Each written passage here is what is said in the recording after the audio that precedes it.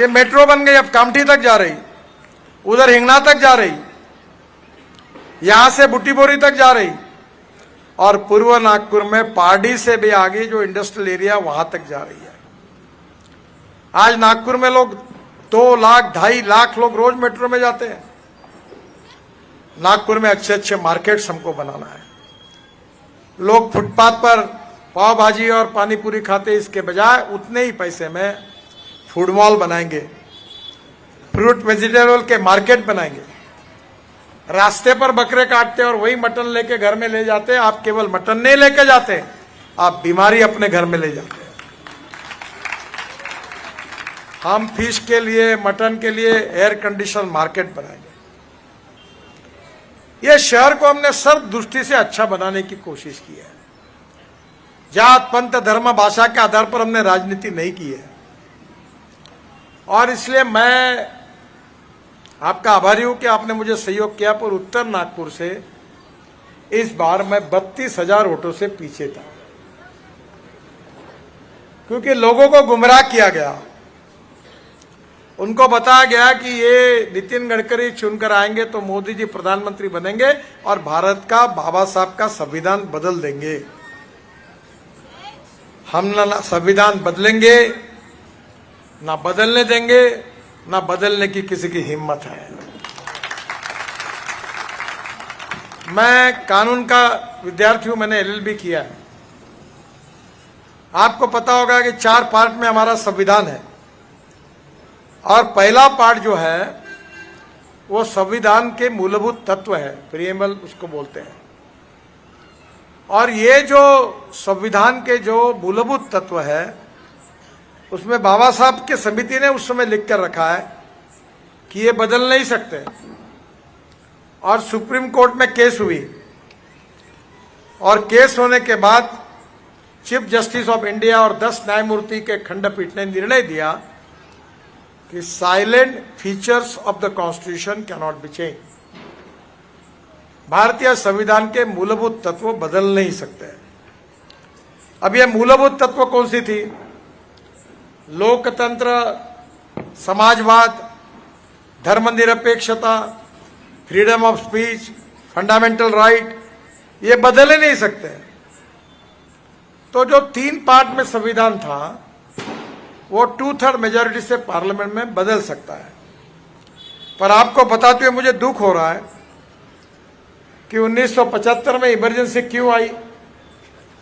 क्योंकि Allahabad high court ने इंदिरा जी जब देश की प्रधानमंत्री थी उनके खिलाफ निर्णय दिया, और वो निर्णय देने के कारण इंदिरा जी ने इमरजेंसी तो लाई कांग्रेस पार्टी ने, पर उन्हें बाबा साहब के संविधान की धज्जियां उड़ाई, संविधान को तोड़ मरोड़ कर रखा।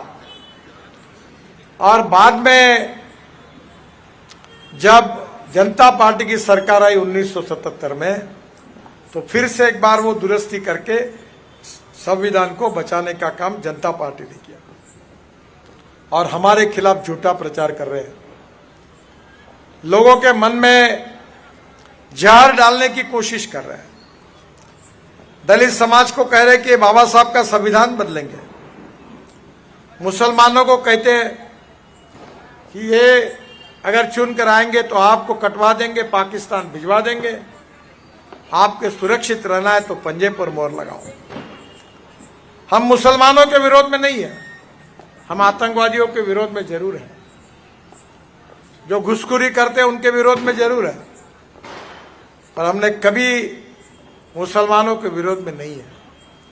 हम ये मानते हैं कि सबको, चाहे धर्म जिसको मानते हैं उसको, मंदिर, मस्जिद, गुरुद्वारा या बौद्ध विहार में जाने का अधिकार है। हम सब भारतीय हैं और हम एक है, यही बात हमने रखी है। और वोट बैंक पॉलिटिक्स के लिए लोगों के मन में जहर फैलाने का काम कांग्रेस पार्टी करती है, और इसलिए मैं आपके सामने आया हूं कि ये जो चुनाव है ये मिलिंद माने के भविष्य का फैसला करने वाला चुनाव नहीं है। ये चुनाव आपके तकदीर का और आपके भविष्य का फैसला करने वाला चुनाव है। ये 10 साल जो काम हमने नागपुर में किया, विदर्भ में किया, महाराष्ट्र में किया, वो आपके सामने है। इन्होंने क्या किया? केवल झूठे वादे किए, गरीबी हटाओ का नारा दिया, 20 कलमी, 40 कलमी, 8 कलमी, 5 कलमी कार्यक्रमों की घोषणा की, गरीबी हटाओ का नारा दिया, और engineering college, medical college, DEd college, BEd college, प्राथमिक स्कूल खोली कांग्रेस वालों ने। और ये टीचर्स को कहते हैं तुमचा अर्धा पगार आम्ही, अर्धा पगार तुम्ही, ना जात पर ना बात पर, इंदिरा जी की बात पर मुहर लगेगी, हाथ पर खाओ खींचो, अपने बाप का माल है, जितना लूटना है उतना लूटो, और आगे एक पाव डटाओ, गरीबी हटाओ। हो गया। इससे सावधान रहिए, यह आपके तकदीर का फैसला करने वाला चुनाव है। आपने मुझे 10 साल मंत्री बनाया तो नागपुर की तस्वीर बदल गई। इसके पहले कौन सांसद था, क्या काम किया था उन्होंने, मैं किसी का नाम नहीं लेता। 60 साल में जो कांग्रेस पार्टी नहीं कर सकी, वो 10 साल में हमने नागपुर की तस्वीर को बदल के दिखाया। ये काम हमने किया। पूरे देश में कहीं भी आपके रिश्तेदारों के जाइए, पूछिए, कभी 24 घंटे पानी मिलता है? एक भी का शहर नहीं है। और इसलिए मैं आपसे अनुरोध करने के लिए आया हूं कि मिलिंद माने के रूप में एक उच्च विद्या विभूषित डॉक्टर, जिसने दलित समाज की सबसे बड़ी समस्या है सिकल सेल की, लोगों की सेवा करने का काम ईमानदारी से जिसने किया, ऐसे हमारे डॉक्टर मिलिंद माने, डॉक्टर रुगवानी खड़े हैं वहां। मैंने खुद दलित समाज के 10 लाख रुपए पर हेड के हिसाब से 50 लड़कों का बोन मैरो करने के लिए रिलायंस के मुंबई के हॉस्पिटल में उनके बोन मैरो के ऑपरेशन करा कर दिए। 50,000 लोगों के हार्ट के ऑपरेशन करके दिए। 1 लाख लोगों को चश्मा लगा के दिया। हमारे जिनके पैर नहीं थे, 800 लोगों को पैर लगा के दिए। 1,500 लोगों को कान की मशीन लगा के दी। और दिव्यांगों के लिए पूरे देश में पहली बार दिव्यांग पार्क हमने पूर्व नागपुर में बनाया। और अब मैं उत्तर नागपुर में कमाल चौक में, मैं ये कह सकता था कि उत्तर नागपुर ने मुझे लीड नहीं दिया, मुझे कोई काम करने की जरूरत नहीं, ऐसा मैं कह सकता था, क्योंकि मैं उत्तर नागपुर से भरोसे चुन के नहीं आया हूं। पर मैंने ये नहीं कहा। मैंने अपने मां के स्मरणार्थ प्रभाकर राव येवले जी है क्या, उन्होंने जगह दी और कमाल टॉकीज चौक में बड़ी बिल्डिंग बनाई है। वहाँ MRI, CT scan, dialysis, X-ray, pathology test. जो MRI 12,000 रुपए में होता है वो 800 रुपए में होगा गरीबों के लिए। जो CT स्कैन 6,000 रुपए में होता है वो 600 रुपए में होगा। जो पैथोलॉजी लेबोरेटरी के रिपोर्ट के लिए 12,000 रुपए लगते वो 200 रुपए में होगा। एक्सरे 100 रुपए में होगा। डायलिसिस 100 रुपए में होगा, क्योंकि हम गरीबों की सेवा करना चाहते हैं। राष्ट्रवाद, राष्ट्र सर्वोपरि, ये हमारा विचार है, हमारा मिशन है, हमारा आत्मा है।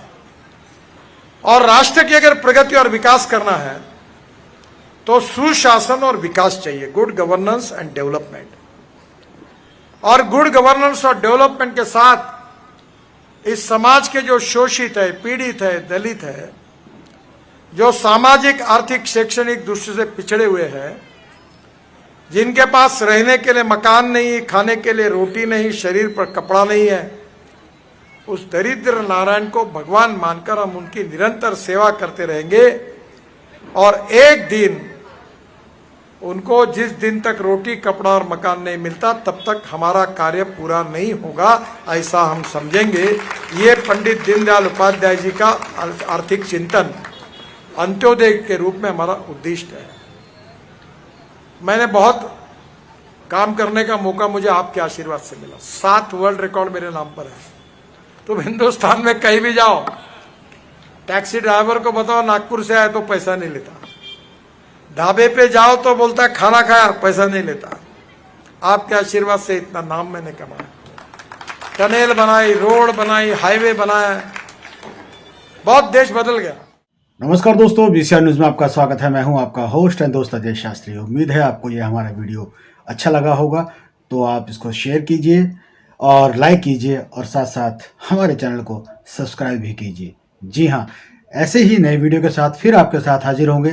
तब तक के लिए आपसे अलविदा लेते हैं। भारत माता की जय, वंदे मातरम। जय हिंद दोस्तों।